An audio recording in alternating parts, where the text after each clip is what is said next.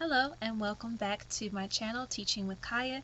My name is Kaya and I am an online ESL teacher, and on my channel I help the non-teacher get started with their journey to becoming an online ESL teacher. So if that's you, if you are interested in learning about how you can start your career in teaching English as a second language online, then please keep watching.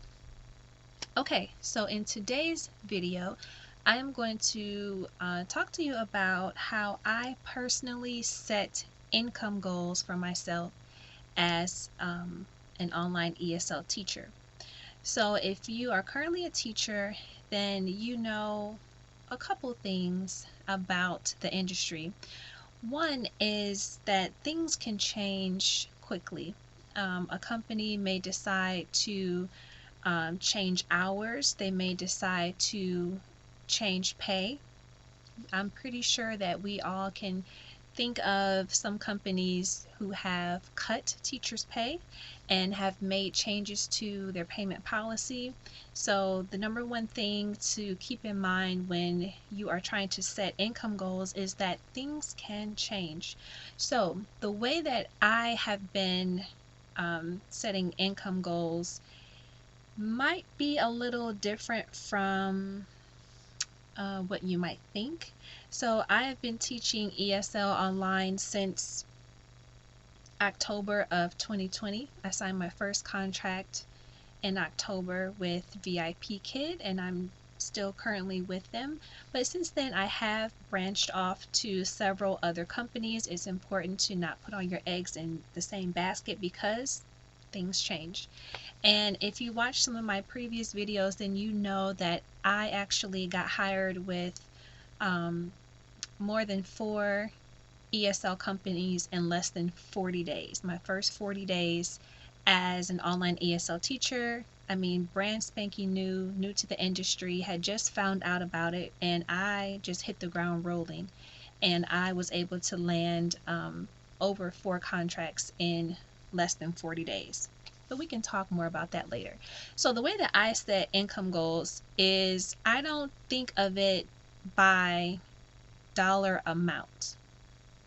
Normally you would think, okay, if you set an income goal, you say, I want to make $1,835 for March. Well, I don't do it that way because numbers can fluctuate. So the way that I do it, I will share my March income goal with you. And the way that I do it is like this. I think about the amount of classes that I want to teach for the month. So my personal goal is, this is currently March 2021.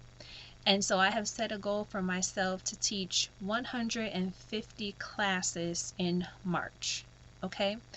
And today is March 17th, so we are a little bit more than halfway into the month. And as of today, my current amount of classes that I've taught is 81. So I'm tracking pretty good there. I'm a little more than halfway to the goal, and I have a little less than half the month to go. So I think that's pretty good. So that's the way I think about it. The reason why I think about it in terms of the amount of classes as opposed to a specific dollar amount is for a couple reasons. One, I know how many classes I usually teach every day, and things can happen. One of the perks in being an online ESL teacher is you are in control of your schedule.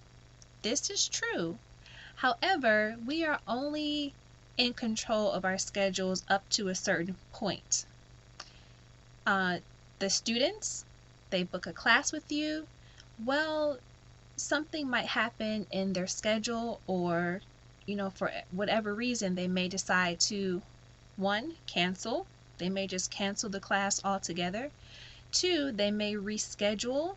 So if you are someone who adds up the amount that you make per day or per week, you can't really see the future, so you don't know if you're going to have cancellations. What typically happens when you have a cancellation? Well, I guess it depends on the company that you work for, but usually if a student has booked a class with you and they cancel, that spot now is open for potentially another student to book in that slot with you. Well, what happens if the slot doesn't rebook?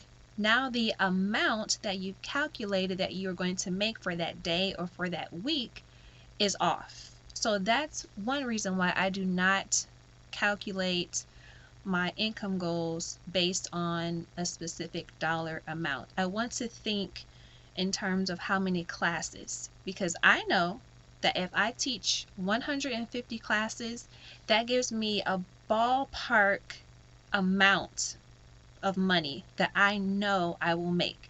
Again, it's not exact, it's not down to the dollar amount because things just change too much, and I can't personally think of my goals that way. But I know that if I have a target, I want to teach 150 classes, like right now in my schedule, I can see the rest of my bookings until the end of the month. So that gives me an idea, but again, the student can cancel, right? Well, what if they decide to reschedule? If they reschedule, then that means their original slot is empty. It could potentially be booked by another student, but it's not guaranteed. And then if they have a class booked with me, say for Friday, today is Wednesday. If they have a class scheduled Friday and they reschedule it for next week, well, if I was tallying up or adding up the amount that I'm going to make for this week, now that has thrown my count off. So that's why I personally don't think of it that way.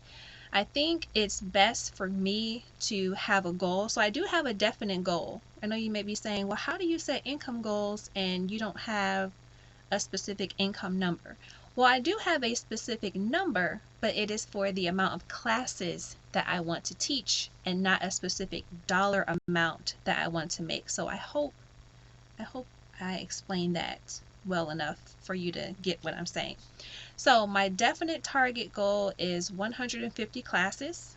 Today is the 17th of March. As of today, I've taught 81 classes. And this is with my main company, I have to add. So if you watch my videos, you know that my main company is Education First, which I love, love, love. And I am on track to meeting my goal of 150 classes.